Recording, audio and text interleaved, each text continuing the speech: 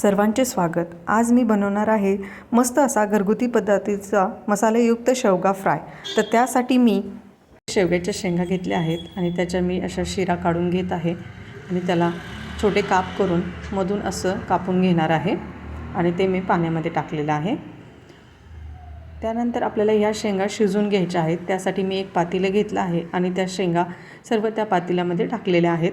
त्यामध्ये थोडंसं पाणी ॲड करून दिलं आहे आणि चवीपुरतं मीठ आणि हळद टाकली आहे, जेणेकरून ते शेंगामध्ये चांगलं मिक्स होईल। हे असं 5 मिनिट चांगलं शिजवून घ्यायचं आहे आणि शिजल्यानंतर त्या शेंगा बाजूला काढून घ्यायच्या आहेत। आता आपण याचा फ्राय करणार आहोत।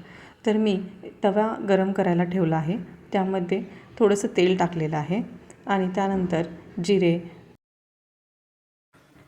1 चमचा मोहरी आणि त्यामध्ये बारीक चिरलेला लसूण टाकायचा आहे। थोडंसं तेलामध्ये तरसल्यानंतर त्यामध्ये 1 चमचा हळद, लाल तिखट आणि 1 चमचा काळं तिखट टाकायचं आहे।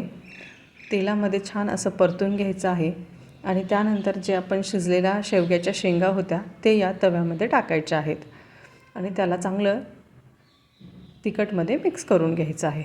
थोड्या वेळ असंच परतल्यानंतर 1 चमचा खोबरं आणि थोडंसं शेंगदाण्याचं कूट टाकायचं आहे। ते परत एकदा परतायचं आहे। थोडं 5 मिनटं चांगलं परतून घ्या, जेणेकरून सर्व शेंगांना तो मसाला लागेल। या शेंगा फ्रायवरती बारीक चिरलेली कोथिंबीर टाका आणि इथे आपला तयार झालेला आहे मस्त झणझणीत असा शेंगा फ्राय। तुम्ही भाकरीसोबत, चपातीसोबत नक्की ट्राय करा। अशाच रेसिपीसाठी नक्की लाईक, शेअर आणि सबस्क्राईब करा। धन्यवाद।